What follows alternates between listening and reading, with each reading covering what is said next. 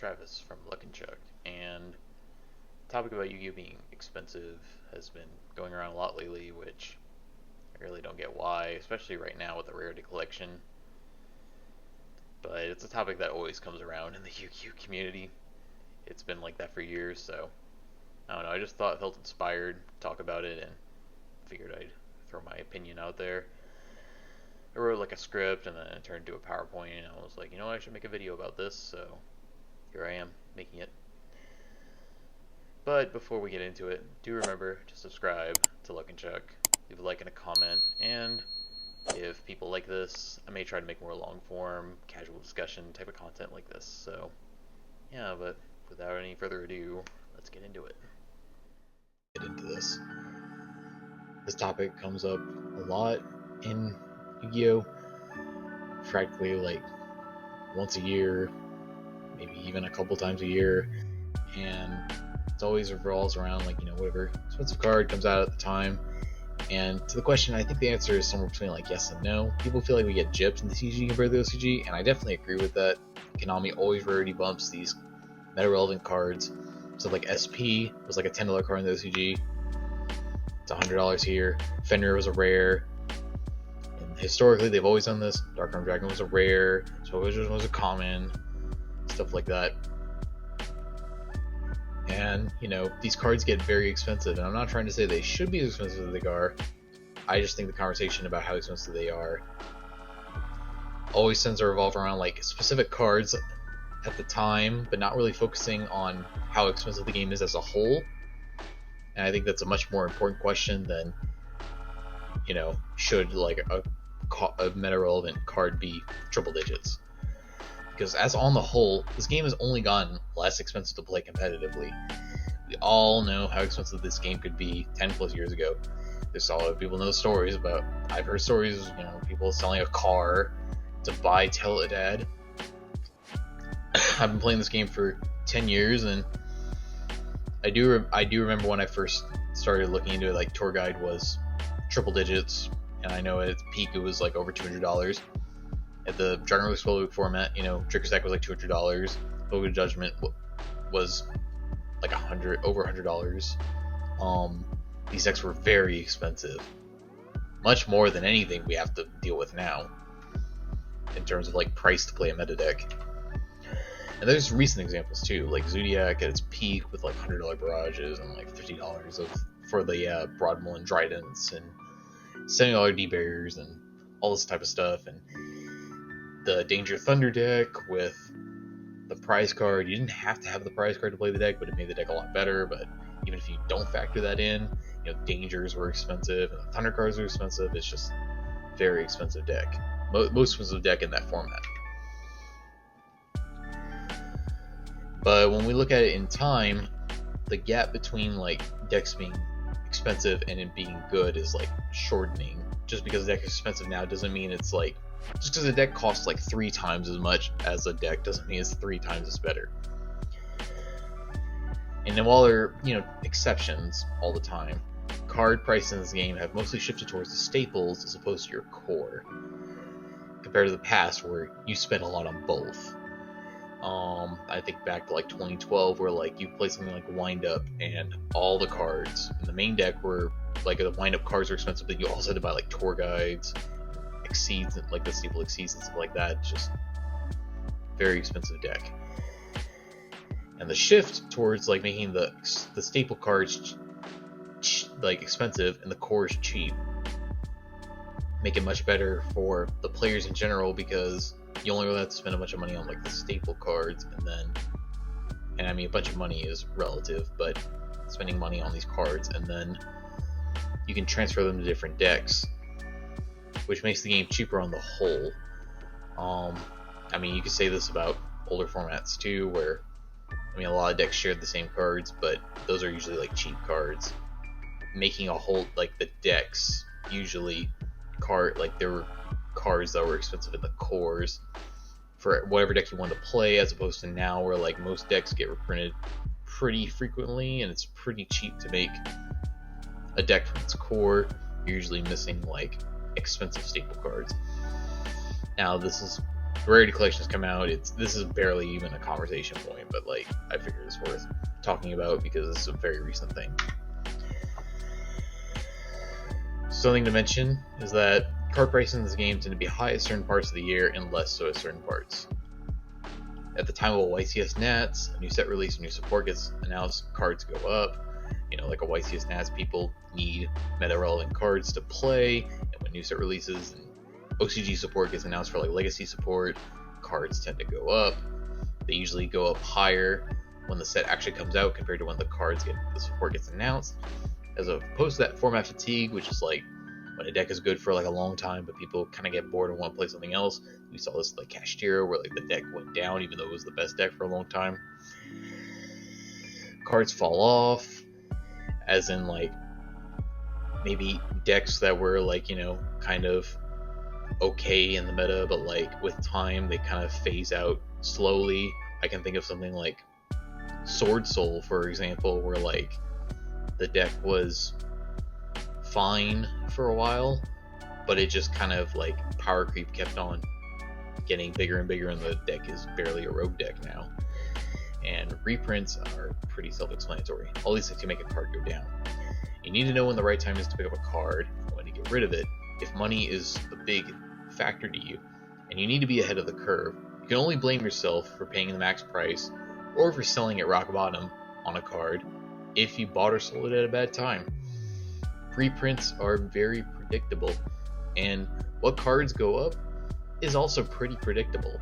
Even if you don't jump in at like, Hydrant, for example, was like only a couple bucks before the Dune support got announced, and then it went up to like maybe $15.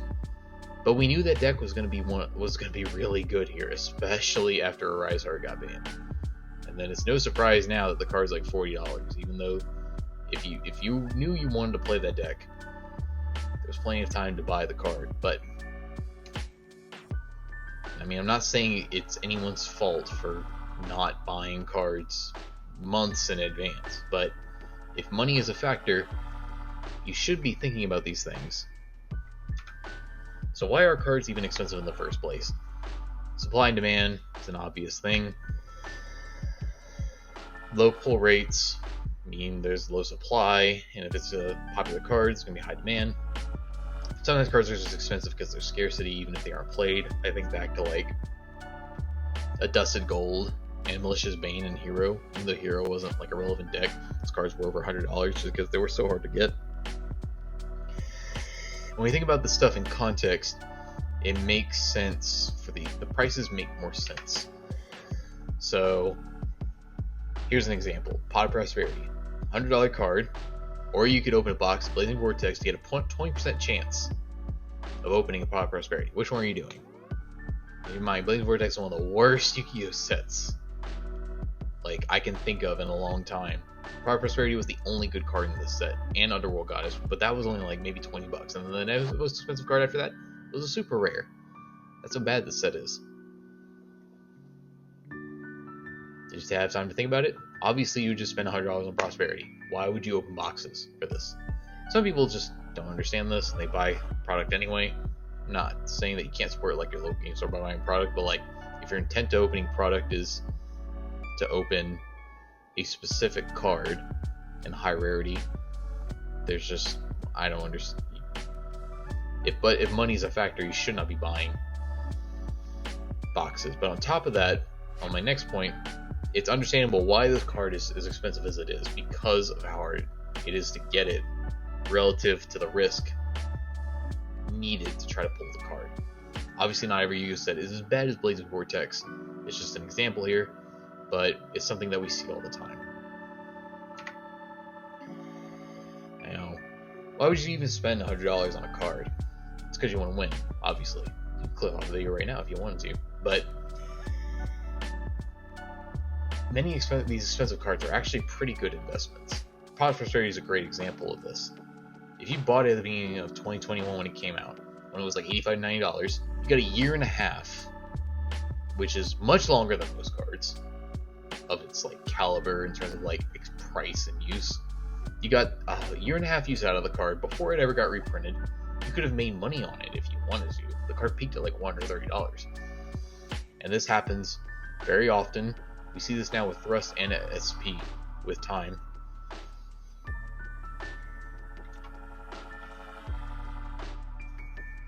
To the slides.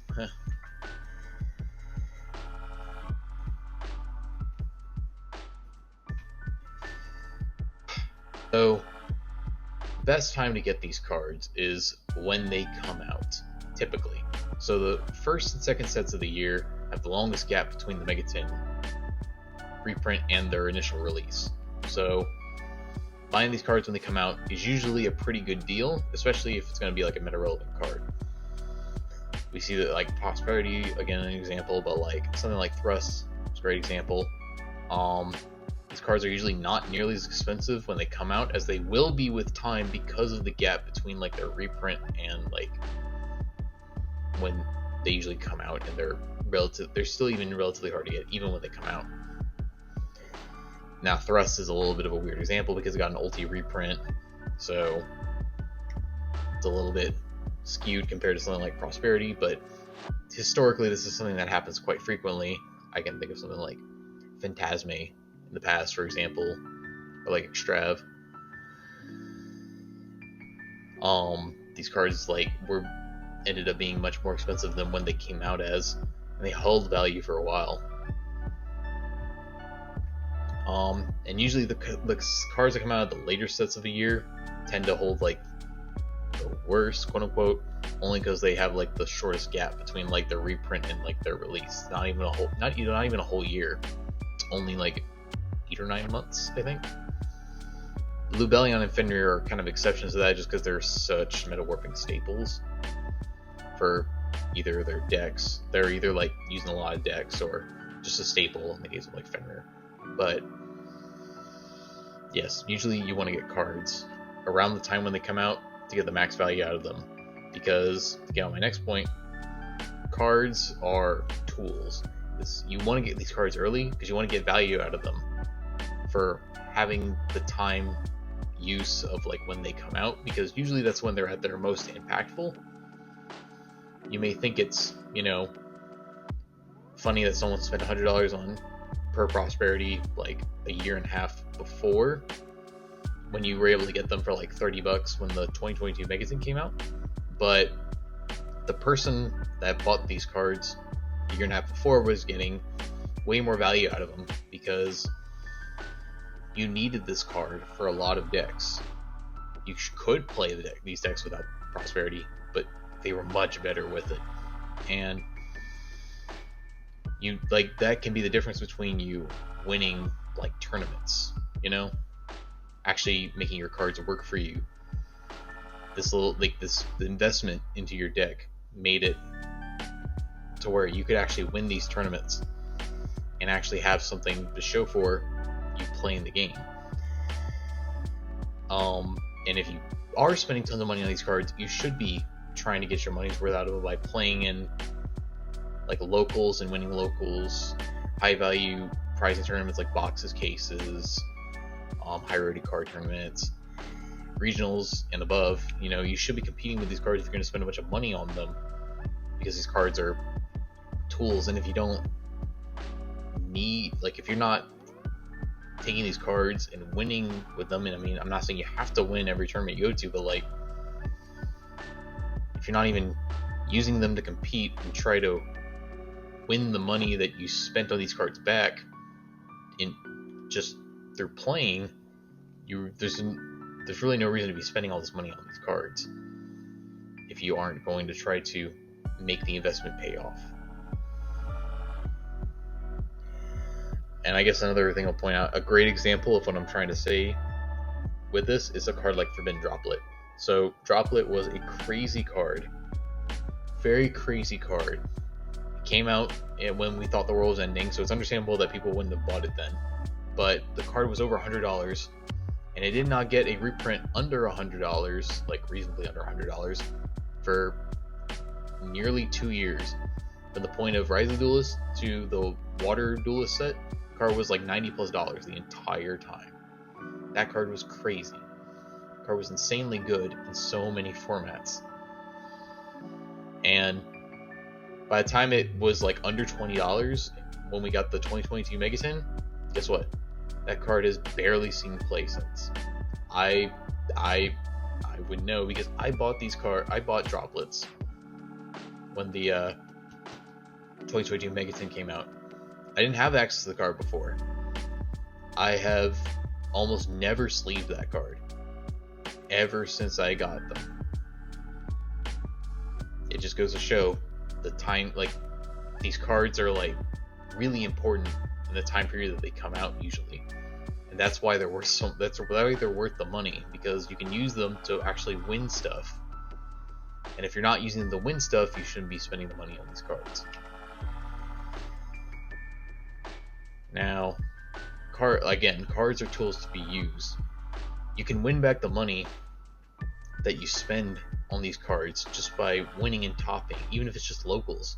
Perfect example, I have a locals warrior at my locals who has been playing Cashier ever since Photon Hypernova came out.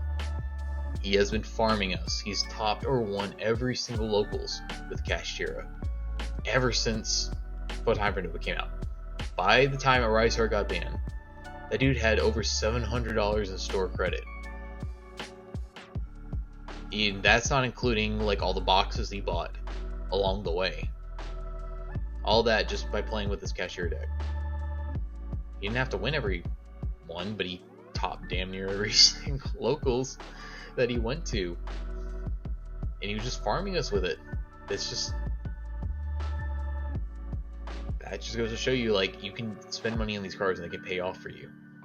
And if you're not using these cards to do that for you, you shouldn't be spending the money on them. Like, really, if you find yourself spending tons of money on this game and seeing no results, and that really bothers you, you should consider stepping back to improve your game, or at least test these cards before buying expensive decks and staples. At the end of the day, you need to take accountability for that. If you feel like this game, you are putting yourself in this situation. Like, I see this happen a lot at my locals where people spend all this money on cards to make a deck, even like a good deck, but they won't learn how to play it. And that's not going to get you anywhere.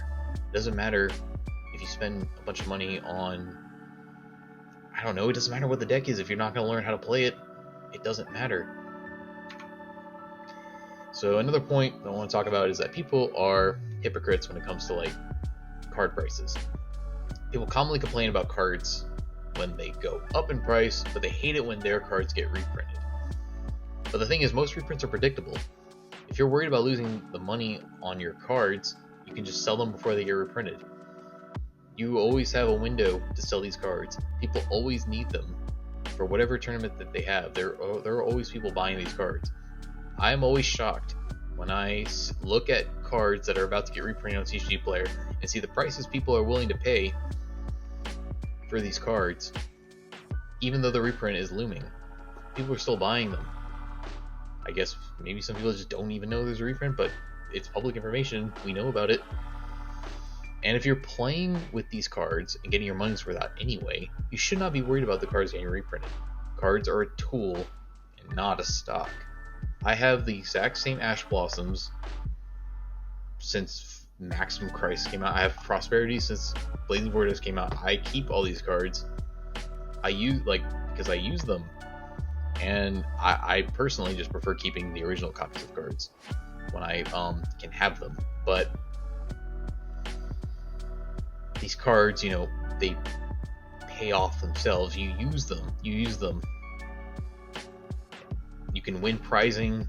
You can win like boxes, store credit. You turn it into stuff. These cards. You should be leveraging these cards to work for you. I'm going to keep on saying that. But if you are finding yourself, complaining about the price of YuGiOh, you really should also consider what is your goal when you play this game. Because if you plan on playing this game at your 10-person locals, and you don't plan on going any further than that, why do you need expensive cards? Like, genuinely. At that level, which is what most people play at, you really don't need to be spending. You don't need an $100 SP Knight. You don't need a $500 Rescue Ace deck. You don't need any of this to win your locals. Why even complain about how expensive cards are if you don't need them? And then there are tons of cheap options out there, and they only get more plentiful with time. And even before the Rarity Collection, there's always been cheap and good options, readily available. But now there's just no excuse for not having a proper budget deck if your issue is money. There are so many budget options now, and even if you just bit the bullet and bought an SP, all your decks would be better. $100 is a lot to spend on one card, but again, if you're using this card to be able to win stuff, the card can pay for itself. If I were to realistically, if I were thinking about store credit as money and like my locals, if I had to buy an SP and put it in a deck I already had, if I didn't have one, and if I could win maybe 2 locals because I put that card in my deck, which again, that's not really the determining factor is not the fact that you put a big card, expensive card in your deck. I'm just saying, if you were able to use these cards to win your locals, it only would take a couple wins or tops even for the card to just pay for itself, depending on how big your locals is. So you can actually use these cards to turn them into money. It makes sense for these cards to be worth what they are, and then you can turn these cards into something else. But I keep on talking about budget decks, but budget decks don't even have to mean a bad deck, because that's something that a lot of people kind of confuse. You can make a competent deck and consistently win your locals, or even a regional, if you just stay in tune with the format and improve your game. And formats are commonly influenced by the cheap cards anyway. Look at these cards I put on screen. We locals call them the Candyland cards because they're just auto win cards. Droll, D-Shifter, D-Barrier, you're just winning games with the back of these cards anyway. It doesn't matter if you're playing an expensive deck or not. Activating these cards a lot of times means you win the game, so yeah. That's not me being salty, that's just how YuGiOh is right now. But it's really not always about the money. Remember that there are more ways to get a card than just buying it on TCG Player. There are communities for this game at your locals, and you can make friends, and they can help you with getting cards. There are generous people everywhere, and it's possible to find things that you need just by asking for them if you know the right people. If you just be reasonable and you're an honest, lovable person yourself, sometimes all you gotta do is ask. I commonly hand people cards at my locals. Sometimes I can ask if people will just hand me cards. Just be a good person, talk to people, be kind. I know some people are gonna say, "Oh, I don't have a community, I don't have a locals." Well, I don't know why you need physical cards if you can't even play at the locals, but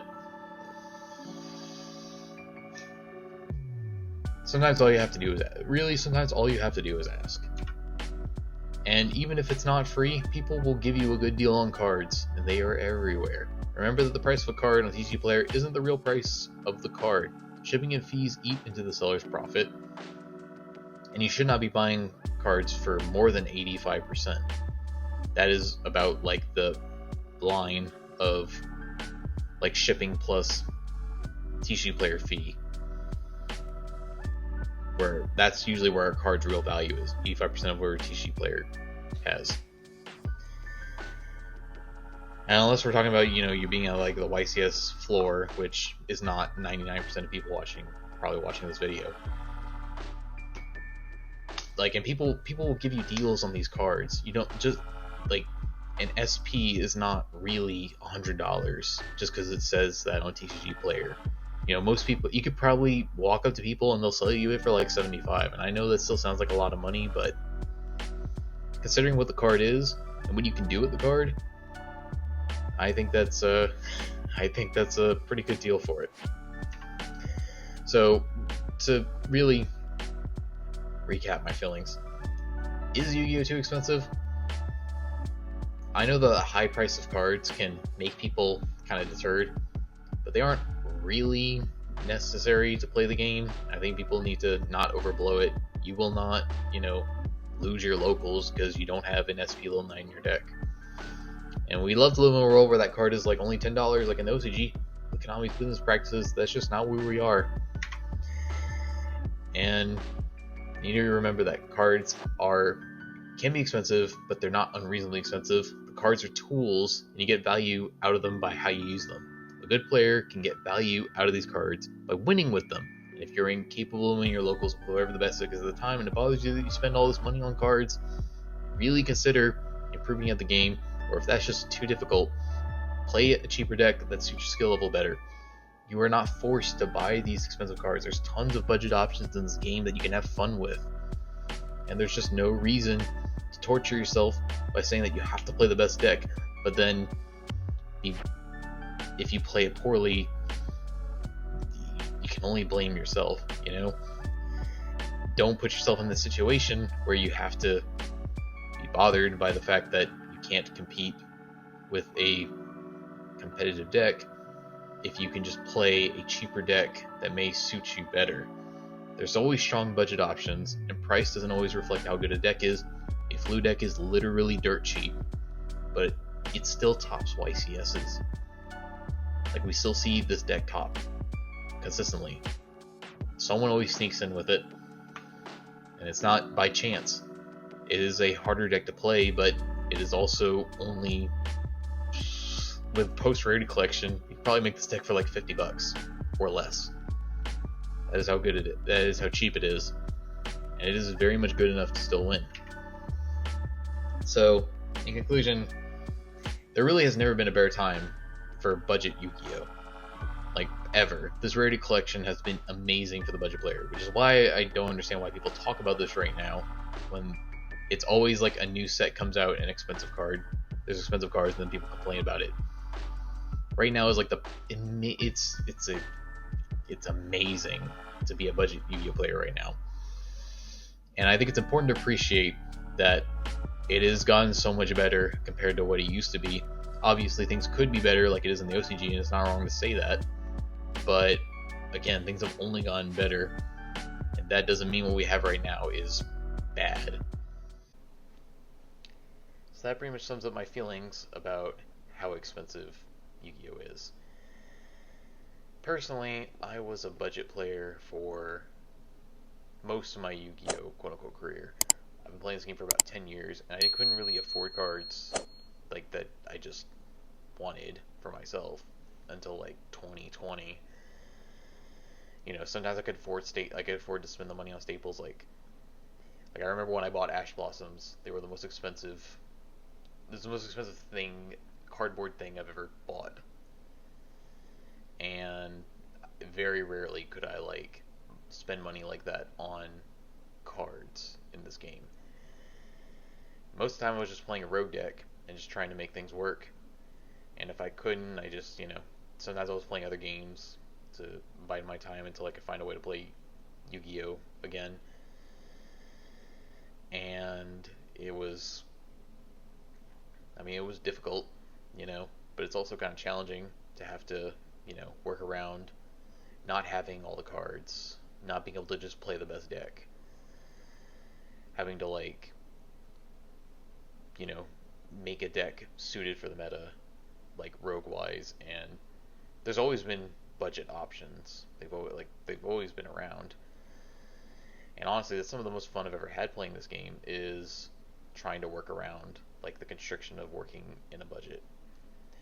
Now that I'm older, I actually kind of find that even though I still love playing Yu-Gi-Oh competitively, some of that magic is kind of gone compared to what it was before, and I think a lot of people can attest to this, and I think a lot of people might agree. Some of that new player experience where like you don't just start with like a format with just the best deck in your hand. Now it's kind of like, oh, there's like an Unchained deck on my desk, and like I can just play that. But in the past, maybe like I was playing something and it got hit, and then now I have to like try to figure out something, and I can't just go buy whatever the best deck was because my money could not afford it. So yeah, that I think that's kind of the magic in playing Yu-Gi-Oh sometimes, is trying to work around your budgetary constrictions. New players have it so much better now, comparatively. you pretty much have all the tools at your fingertips now, especially with this rarity collection. So, I don't know, that's just kind of my thoughts on that, but I think a lot of people might share this same sentiment. Do mention it in the comments if you got this far, and I do appreciate if you've watched the whole video. And if people want to hear more from me, my ramblings, I'd love to make more videos like this, so do let me know if you enjoy this type of content. And yeah, with that being said, this is Travis from Luck and Chuck. Hope you have a great day.